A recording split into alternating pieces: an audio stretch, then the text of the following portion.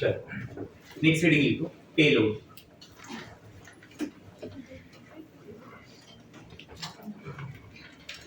लिखा? ठीक, okay. Payload basically क्या बता रहा है वो देखते हैं। मान लो एक बलून है, ठीक है, और वो बलून कितना मैक्सिमम मास अपने साथ लिफ्ट कर सकता है ना, वो जो जितना भी मैक्सिमम आप अपने साथ लिफ्ट करेगा उसी को अपन क्या नाम देंगे, पेलोड, बराबर। Payload is defined as the maximum mass lifted by balloon. Balloon के साथ जितना मैक्सिमम मास वो उठा सकता है उतने मास को अपन नाम देते हैं पेलोड।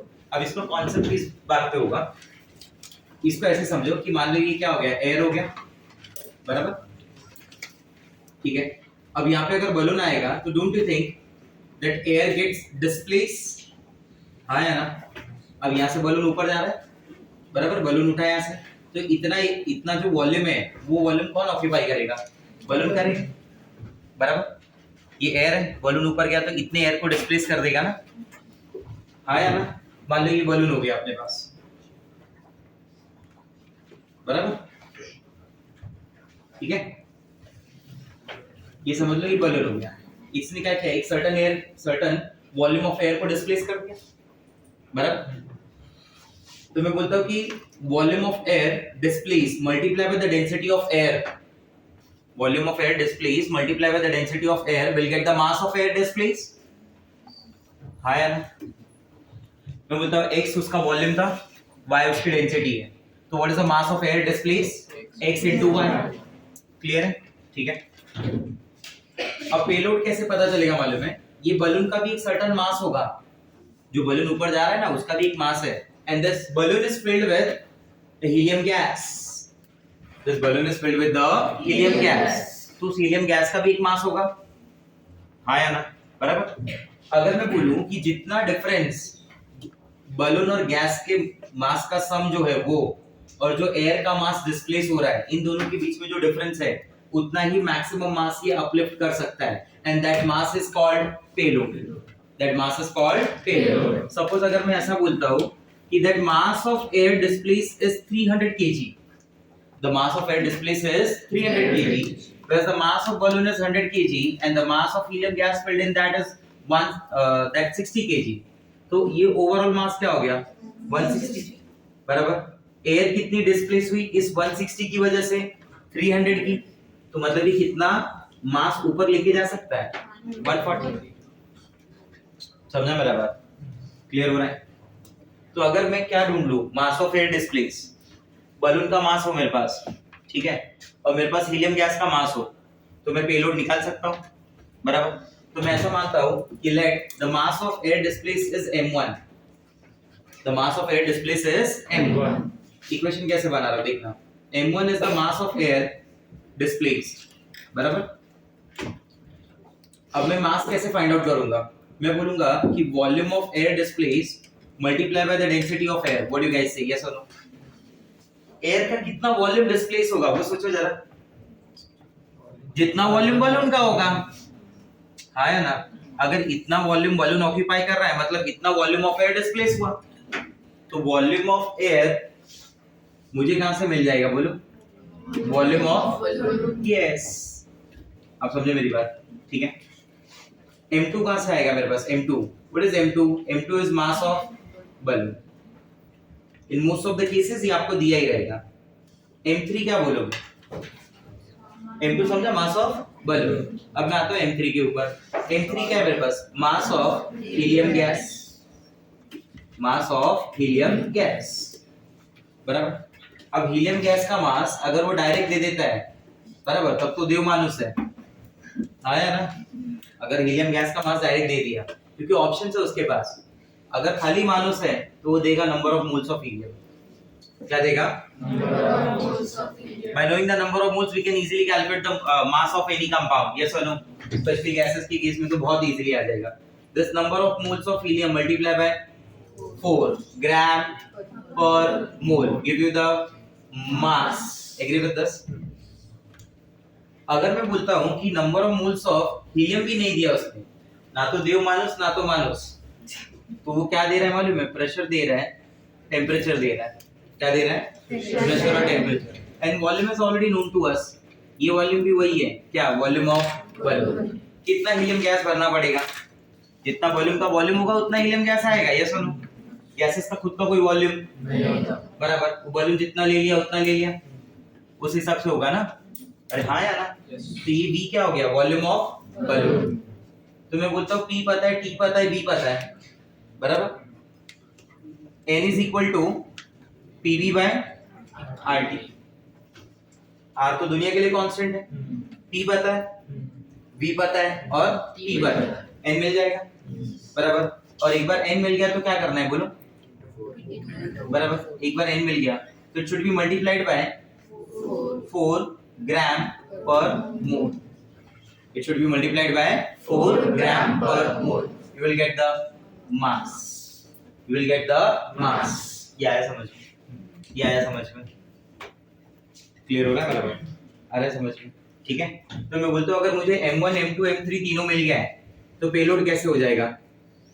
क्या मैं ऐसा लिख सकता हूँ कि payload is equal to M1, where M1 is the mass of air displaced, minus sum of M2 plus M3, बराबर। M1 कैलकुलेट कर लिया, M2 कैलकुलेट कर लिया, M3 आपको क्या मिल जाएगा बोलो? पेलोड। समझा मेरा बात? क्लियर है? ठीक है, कॉपी करो।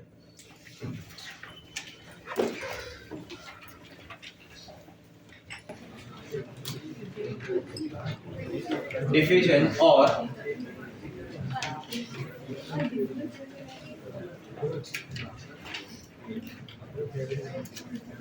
diffusion।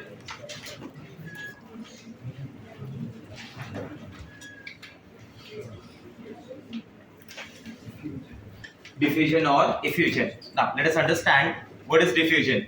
मान लो this is a container, this is a container filled with gas A। This container is filled with gas A। मैंने क्या किया, इस कंटेनर के अंदर किसी भी तरीके से ओपनिंग बना दिया, बराबर, एक होल क्रिएट कर दिया, बराबर। अब ये कंटेनर लीक प्रूफ कंटेनर नहीं रहा, अब इस कंटेनर से क्या होगा? गैस लीक होने लगेगी, बराबर। तो यहाँ से गैस क्या हो रहा है? बाहर निकल रहा है। इसी प्रोसेस को अपन डिफ्यूजन बोलते हैं। इसी प्रोसेस को अपन क्या बोलते हैं? डिफ्यूजन। फिर मुझे गैस बाहर निकालना खुद से नहीं पड़ेगा, अपने आप गैस बाहर निकलेगी। आपको सिर्फ एक ही काम करना है कि उसको एक बार पिंच कर देना है, बराबर।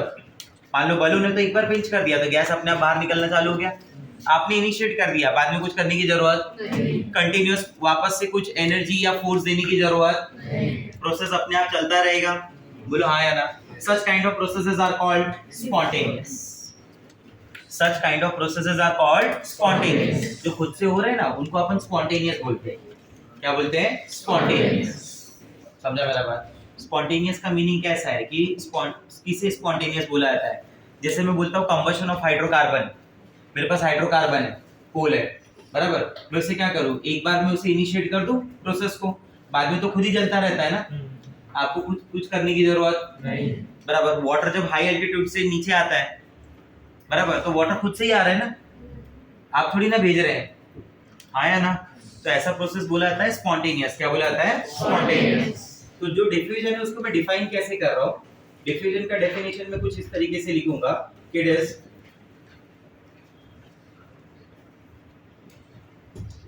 spontaneous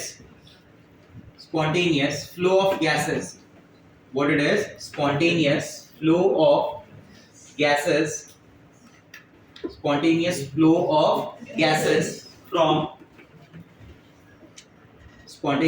gases from high pressure to low pressure, from high pressure to low pressure is called diffusion। is called what? Diffusion। Diffusion वो प्रोसेस होगा जिसमें स्पॉन्टेनियस मतलब जो खुद से हो रहा है, समझा? which occur by its own, जो खुद से जो चीजें होती है ना उससे बोला जाता है स्पॉन्टेनियस। तो ऐसा प्रोसेस जिसमें गैसेस क्या हो रही है? बाहर निकल रही है, वो फ्लो कैसा है? स्पॉन्टेनियस फ्लो है। कहां से कहां पे हो रहा है? हाई प्रेशर से लो प्रेशर, इज कॉल्ड। हाँ, और डिफ्यूजन और इफ्यूजन में क्या फर्क है मालूम है? कि when the flow of gas, what is diffusion? When the flow of gas is through small hole when the flow of gas is through small hole is called effusion. वही चीज जब एक छोटे होल के थ्रू होने लगे, orifice काफी small size का हो, वो एपरेचर काफी स्मॉल साइज का हो, then it is called effusion. then it is called effusion. बराबर. एक मॉडरेट या बड़ा साइज होगा तो उसे क्या बोलते हैं? डिफ्यूजन. बाकी के केसेस में क्या बोलते हैं? डिफ्यूजन. बाकी सारे टर्म जो डिफ्यूजन के लिए वैलिड हैं वो सेम डिफ्यूजन के लिए भी वैलिड है. आप समझ रहे मेरी बात? क्लियर? अब डिफ्यूजन और डिफ्यूजन में जैसे मैं कैसे बता रहा हूं, देखो मान लो कि यहां से ये सोर्स है, this is a source through which gas is leaked. बराबर. Gas is diffused. यहां से गैस डिफ्यूज हुआ. बराबर. ठीक है. और ये डिटेक्टर है जो गैस को डिटेक्ट कर लेगा कि ये गैस सोर्स से डिटेक्टर तक पहुंचने के लिए कितना टाइम लेगा. बराबर. सोर्स से डिटेक्टर तक पहुंचने के लिए कितना टाइम लेगा. मान लो मैं बोलता हूं कि गैस है ए गैस. कौन सी गैस? ए गैस. ए गैस ने लिया 5 सेकंड. ये पूरा डिस्टेंस ट्रैवल करने के लिए ए गैस ने कितना लिया था? 5 सेकंड. वही बी गैस जो है ना, बी गैस, उसने टाइम लिया 10 सेकंड. एक्सपेरिमेंट समझो जरा. ए गैस ने कितना टाइम लिया? 5 सेकंड. बी गैस ने कितना टाइम लिया? 10 सेकंड. तो कम टाइम में कौन पहुंचा? ए गैस पहुंचा. आया ना. तो जो डिफ्यूजन है ना, diffusion, that diffusion is inversely proportional to time taken. नहीं समझा मेरा बात? मैं बोलूंगा कि यहाँ पे जो रेट ऑफ डिफ्यूजन है, क्या बोलूंगा मैं? जो rate of, that rate of diffusion is inversely proportional to what? Time taken. Do you agree with me? बराबर. जिस गैस को टाइम कम लगेगा उसका डिफ्यूजन का रेट ज्यादा है, और जिस गैस को टाइम ज्यादा लगेगा उसका डिफ्यूजन का रेट कम. आया समझ में? तो रेट ऑफ डिफ्यूजन के कई सारे टर्म्स हैं जो मैं यहाँ पे एक्सप्लेन कर रहा हूँ आपको. Rate of diffusion is represented by R. Rate of diffusion is represented by R. तो जैसे सबसे पहला, this rate of diffusion it depends on the number of mole of gas diffused. It depends on the number of mole of gas diffused upon time taken. Number of mole of gas diffused upon time taken. बराबर. तो जैसे मैं इसके लिए n लिखूंगा तो मैं इसके लिए क्या लिखूंगा? T. तो R इज इक्वल टू क्या हो गया? n/t. तो उसका रेट मिल जाएगा उस गैस का. बराबर. इसका यूनिट क्या आ जाएगा? बोलो. यूनिट हो जाएगा नंबर ऑफ मोल्स के लिए क्या हो जाएगा? मोल. और टाइम के लिए क्या हो जाएगा? सेकंड. तो मैं बोलूंगा it is mole per second. That rate of diffusion is mole per second. Number 2, R is equal to volume of gas diffused. R is equal to volume of gas diffused upon time taken. Volume of gas diffuse upon time taken. बराबर. कितना volume diffuse हुआ, कितने time के अंदर diffuse हुआ. बराबर. उससे क्या मिल जाएगा? गैस का रेट ऑफ डिफ्यूजन. जैसे यूनिट के टर्म्स में अगर मैं बात करूं तो वॉल्यूम के लिए क्या यूनिट यूज करेंगे? लीटर. और टाइम के लिए क्या हो गया? सेकंड. ठीक, क्या बन जाएगा? लीटर पर second. Number 3, third, the rate of diffusion is also related with the pressure. तो यहाँ पे हम लोग ऐसा बोलते हैं that change in pressure और decrease in pressure, basically change word भी नहीं यूज करूं मैं बोल दूं डिक्रीज इन प्रेशर, क्योंकि प्रेशर डिक्रीज ही होगा जब गैसेस क्या होने लगेंगी? बाहर जाने लगेंगी. तो decrease in pressure upon time taken. Decrease in pressure upon time taken क्या हो जाएगा? बोलो. डेल्टा P बाय T. बराबर. डिक्रीज बोल रहे हैं ना, इसलिए डेल्टा P लिख रहा होगा. Fourth, R is equal to distance traveled by the gas. Distance traveled by the gas. अब जैसे यही चीज को आप समझ सकते हो, यहाँ से यहाँ तक का एक डिस्टेंस है. किसी गैस ने 5 सेकंड में ट्रैवल कर लिया, किसी गैस ने 10 सेकंड में ट्रैवल कर लिया. आया समझ में? तो मैं इसे क्या समझूंगा? जिस गैस ने सेम वही डिस्टेंस 5 सेकंड में ट्रैवल किया उसका रेट ऑफ डिफ्यूजन क्या है? ज्यादा है. जिसने 10 सेकंड में ट्रैवल किया उसका रेट ऑफ डिफ्यूजन क्या है? कम. तो क्या मैं इसको ऐसे लिख सकता हूँ? Distance travelled by the gas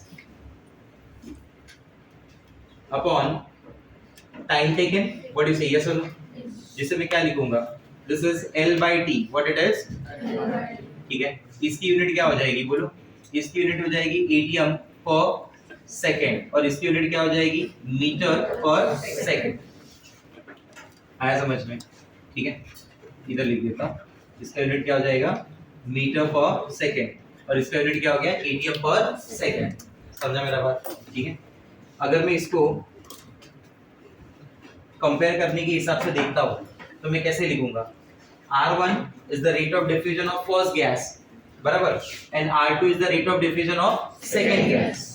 in terms of अगर मैं नंबर ऑफ मोल्स देखता हूँ तो पहला फॉर्मूला क्या बनेगा मेरा, N1/T1 डिवाइड बाय N2/T2। दूसरा फॉर्मूला क्या बनेगा मेरा, बोलो, V1/T1 डिवाइड बाय V2/T2। अगला फॉर्मूला क्या बनेगा, delta P1/T1, this is delta P2/T2। अगला फॉर्मूला बनेगा L1/T1, this is divide by L2/T2। आ रहा है समझ में? अगर वो कभी ऐसा लिखता है T1 = T2, बराबर, मतलब जो प्रोसेस हो रहा है उस प्रोसेस के लिए सेम टाइम है, प्रोसेस का जो टाइम है वो क्या है, सेम है। तो R1/R2 क्या हो गया मेरा, N1/N2, ये क्या हो गया, V1/V2, ये क्या हो गया, delta P1/डेल्टा P2, this is L1/L2। अगर टाइम सेम हुआ तो एक्सपेरिमेंटल अगर मैं बातें करूं ना, एक्सपेरिमेंट्स के हिसाब से बातें करूं, बराबर, तो एक्सपेरिमेंटल एविडेंसेस क्या बोलते हैं कि that rate of diffusion is directly proportional to PA and inversely proportional to under root of MT, is directly proportional to PA and inversely proportional to under root of MT, directly proportional to PA, inversely proportional to under root of MT, where P is the pressure of the gas, A is the area of the hole, M is the molar mass of the gas and T is the temperature, T is the temperature। तो pressure को मैं कैसे समझाऊंगा, मैं बोलता हूँ दो balloon है, दोनों में अलग अलग प्रेशर है, गैस एक ही भरा हुआ है, एरिया ऑफ होल भी एक ही रखेंगे, मास भी एक ही है, टेम्परेचर भी एक ही है, सब एक ही है, सिर्फ डिफरेंस किस बात का है, प्रेशर। डिफरेंस किस बात का है, प्रेशर। तो मैं बोलूंगा जिस गैस में प्रेशर हाई होगा ना उसका डिफ्यूजन फास्ट होगा, उसका रेट ऑफ डिफ्यूजन फास्ट रहेगा, बराबर। दो कंटेनर है, ठीक है, gas same, rest everything is same, they differ by the area of the aperture, they differ by the area of the orifice, they differ by the area of the hole, बराबर। तो जिस case में वो whole का size बड़ा होगा, don't you think that diffusion will be more, आया ना, उसमें डिफ्यूजन ज्यादा हो रहा होगा। मोलार मास के हिसाब से देखिए, मोलार मास में मैं ऐसा बोलता हूँ कि जिस गैस का मास ज्यादा होगा उसको डिफ्यूज होने को टाइम ज्यादा लगेगा, और जिस गैस का मास कम होगा उसको डिफ्यूज होने का टाइम कम लगेगा, बराबर।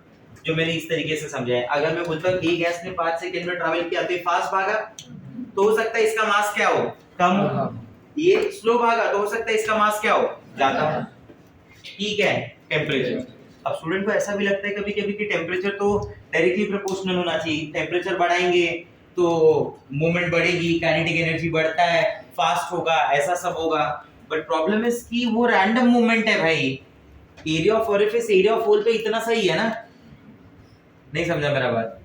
तो जब टेम्परेचर बढ़ता है ना तो रैंडम मूवमेंट बढ़ता है, वो क्या होता है, रैंडम मूवमेंट, बराबर। जैसे अगर अचानक से यहाँ पे एक पैनिक क्रिएट हो जाए, बराबर, तो लोग बाहर निकलने के लिए, भागने के लिए क्या करेंगे, एक दूसरे के ऊपर से चले आएंगे, कुछ लोग गिर जाएंगे उसमें, एक नॉर्मल टाइम से ज्यादा टाइम लेंगे बाहर निकलने को। अब आया समझ में, सारी गैसेस को डिफ्यूज होने में ज्यादा टाइम लग जाएगा, और वही चीज अगर नॉर्मल टेम्परेचर पे हो रही तो शायद कम टाइम लगे। इस तरीके से टेम्परेचर को सोचना है, जैसा आप सोच रहे हो वैसा नहीं कि टेम्परेचर बढ़ा तो सिर्फ काइनेटिक एनर्जी बढ़ा, मूवमेंट बढ़ा।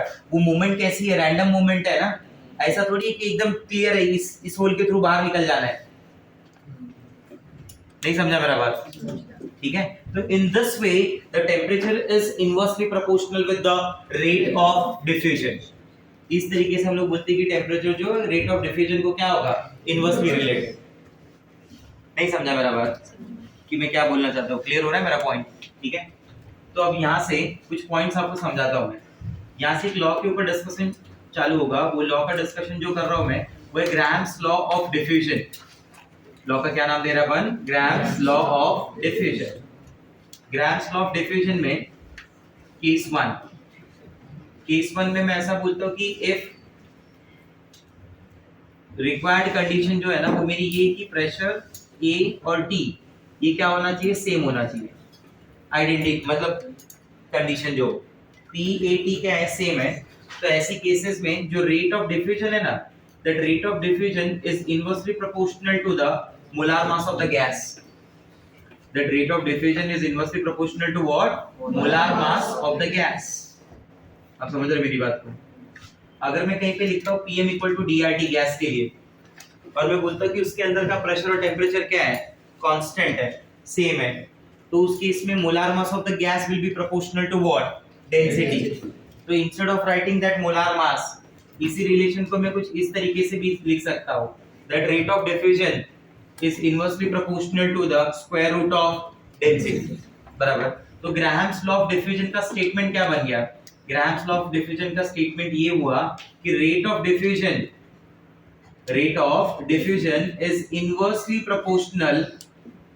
is inversely proportional to square root of density। बराबर। अगर आप डेंसिटी नहीं बोलना चाहते तो आप क्या बोल सकते हो, बोलो molar mass of the gas. Molar mass of, आपके लिए क्या याद रखना ज्यादा इजी है किसी भी गैस का, डेंसिटी या molar mass? Molar mass. You know what is the density of carbon dioxide gas? You know what is the density of ammonia gas? नहीं, but you know what is the molar mass of carbon dioxide gas? You know what is the molar mass of ammonia gas? Yes. तो क्या मैं इसको ऐसे नहीं लिख सकता कि मेरे लिए ज्यादा यूजफुल क्या होगा, डेंसिटी या मोलार मास? Molar mass. तो मैं फॉर्मूला बना सकता हूँ ऐसा कि इसमें फॉर्मूला क्या बन जाएगा, R1 by R2 is equal to under root of D2 by D1 is equal to under root of M2 by M1। मैं यूज क्या करूंगा, D2 by D1 या M2 by M1? M2 by M1। हाँ या ना? आप समझ रहे मेरी बात को? ठीक है। जैसे एक क्वेश्चन बताता हूँ यहाँ पे एक एग्जांपल के फॉर्म में। एग्जांपल की फॉर्म में ऐसा है कि find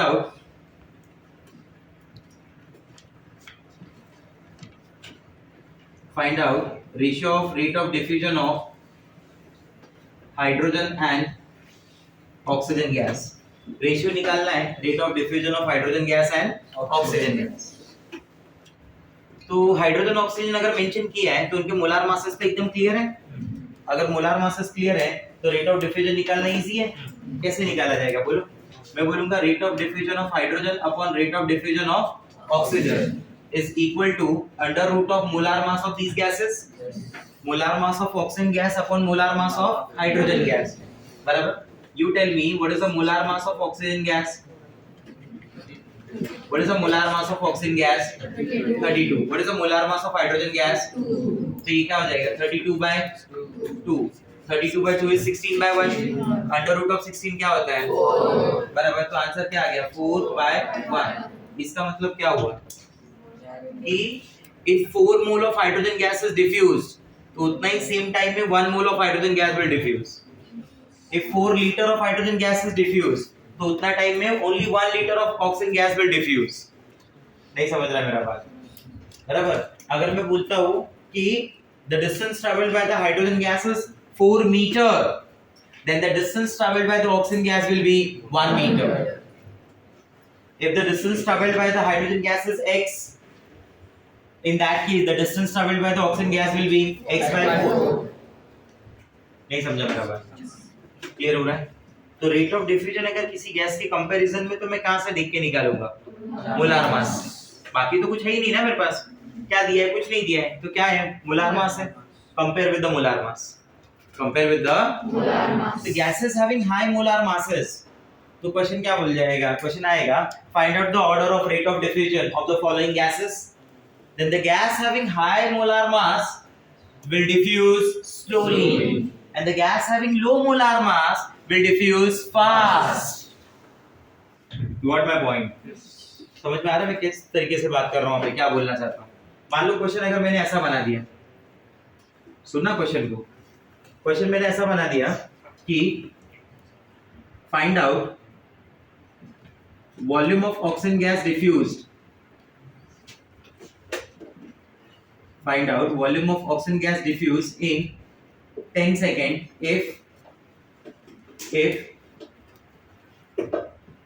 10 ml of hydrogen gas, if 10 ml of hydrogen gas diffuses in 10 seconds। बराबर? कुछ समझ में आ रहा है? इस बार वो क्या पूछना चाहता है आपसे, वॉल्यूम पूछना चाहता है। तो मैं रेट ऑफ डिफ्यूजन को ये वाले फॉर्मूले से रिलेट कर लूं, क्या लिखूंगा बोलो, rate of diffusion of hydrogen gas upon rate of diffusion of oxygen gas is equal to volume of hydrogen gas upon time of hydrogen gas divide by volume of oxygen gas upon time for oxygen gas. क्या hydrogen oxygen दोनों के लिए same time दे रहा है? हाँ, ठीक है, तो कोई प्रॉब्लम नहीं है। VH2 by VO2 ले लेंगे, बोलो यस और नो। VH2 कितना है मेरे पास, वॉल्यूम ऑफ हाइड्रोजन गैस कितना है? सर उसने तो 10 ml दिया है, ठीक है, वॉल्यूम ऑफ ऑक्सीजन गैस उसने नहीं बोला है। अब स्टूडेंट का प्रॉब्लम क्या होता है मालूम है, वो ये भूल जाता है कि खुद से निकालना पड़ता है, उसको लगता है ये दो तो दिया ही नहीं है, ये भी x है। आया समझ में? तो उतना दिमाग लगाओ यार कि ये RH2 by RO2 पहले ही मिल जाएगा मुझे। RH2 by RO2 के लिए I can related with the molar मास, समझ आ रहा है? RH2 by RO2 के लिए you can related with the molar मास। अब मुझे यहाँ से पता है कि ये क्या आएगा, 4/1 is equal to 10 ml by x। तो मैं यहाँ पे क्या लिख दूंगा, x क्या हो जाएगा मेरे लिए, बोलो 10/4 यानी कितना आ जाएगा, 2.5 है। You got my point? तो जितनी देर में ये 10 ml डिफ्यूज होगा उतनी देर में वो कितना हुआ, 2.5। तो मैं भी तो उसी तरीके से ही बात कर रहा था कि अगर ये x होगा तो x/4 होगा, x की वैल्यू अगर 10 है तो ये 10 और वो 10/4। What is 10/4? 2.5। नहीं समझा मेरा बात? क्लियर हो रहा है मैं क्या बोलना चाहता हूँ? नेक्स्ट क्वेश्चन, अगर एक एग्जांपल ऐसा दे दिया कि फाइंड आउट वॉल्यूम ऑफ, या फिर ऐसे दे दिया इस बार, find out mole of oxygen gas, find out mole of oxygen gas, find out mole of oxygen gas diffuse in 20 seconds if 1 mole of hydrogen gas diffuses in 10 seconds। क्या इस बार time भी अलग अलग दिया है? इस बार टाइम भी अलग अलग दिया है, चलो देख लेते हैं, कोई प्रॉब्लम नहीं है। RH2 by RO2 is equal to number of moles upon time of hydrogen divided by number of moles upon time of oxygen। Agree? What is the number of moles of hydrogen gas given to you? 1 mole. What is the time for that? 10. So what is 1 by 10? 0.1. What is the number of moles of oxygen gas diffused? I don't know. That should be x. What is the time for oxygen gas is given? 20. So this is x by 20. कहीं 20 ऊपर जा सकता है, तो 20 multiply by 1 कितना आ जाएगा, 2। तो मैं इसको ऐसा लिख सकता हूँ कि ये तो क्या हो गया, 4/1, और ये क्या था, x by 20। इसको नीचे लेके आ जाओ, ये क्या हो जाएगा, 2/20 ऊपर गया ना, 0.1 मल्टीप्लाई बाय 20 इज 2, ये क्या हो जाएगा, x। तो therefore x is equal to what, 2/4। What is 2/4? अगर वो 1 मोल डिफ्यूज होगा तो ये हाफ मोल डिफ्यूज होगा। टाइम भी डबल ले रहा है, वो 10 ले रहा है तो ये 20 ले रहा है, और डिफ्यूज भी आधा हो रहा है, बराबर ही है ना? नहीं समझा मेरा बात? क्लियर हो रहा है मेरा पॉइंट? ठीक है, नेक्स्ट अगला। जैसे क्वेश्चन ऐसा हो गया कि मान लो ये क्यूब है, this is a 5 metre long cube. Question सुनना ध्यान से, this is a 5 metre long cube. From this end hydrogen gas is passed and from this end oxygen gas is passed. ठीक है, एक 5 मीटर की लॉन्ग ट्यूब दी गई है, एक एंड से हाइड्रोजन गैस पास किया जा रहा है और एक एंड से ऑक्सीजन गैस पास किया जा रहा है, बराबर। क्वेश्चन ऐसा पूछना चाहता है वो कि find out the distance travelled by the hydrogen gas, बराबर। Find out the distance travelled by the hydrogen gas in same time, बराबर। सेम टाइम अगर दोनों के लिए दिया गया है तो हाइड्रोजन गैस के थ्रू कितना डिस्टेंस ट्रैवल हो सकता है। आप समझ रहे हो मेरी बात को, मैं क्वेश्चन कैसे पूछ रहा हूँ।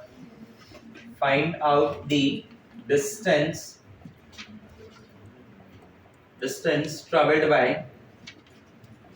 Hydrogen gas in same time, दोनों के लिए सेम टाइम दिया गया। तो मैं ऐसा मान सकता हूँ कि distance travelled by the hydrogen gas is x, बराबर। तो मैं रिलेट कैसे करूंगा, RH2 by RO2 is equal to, दोनों का टाइम सेम है तो L1 upon L2, that is LH2 upon LO2।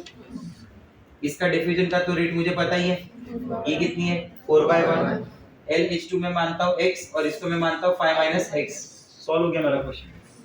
मैंने बोला distance travelled by the hydrogen gas क्या है, x है, तो distance travelled by oxygen gas क्या होगा, 5 - x होगा, बराबर। सॉल्व कर देंगे, x की वैल्यू आ जाएगी, कितनी आएगी, 4 आ रहा है, तो सही भी है। मैं लॉजिकली भी सोचता तो यही होता था ना, 5 मीटर में अगर 4 मीटर ये ट्रैवल करेगा तो 1 मीटर ये होगा, तब दोनों मिला के क्या होगा 5, क्योंकि दोनों का रेट ऑफ डिफ्यूजन का रेशियो क्या है 4/1, तो ये 4 टाइम ज्यादा होना ही चाहिए। अभी भी नहीं समझा मेरा बात।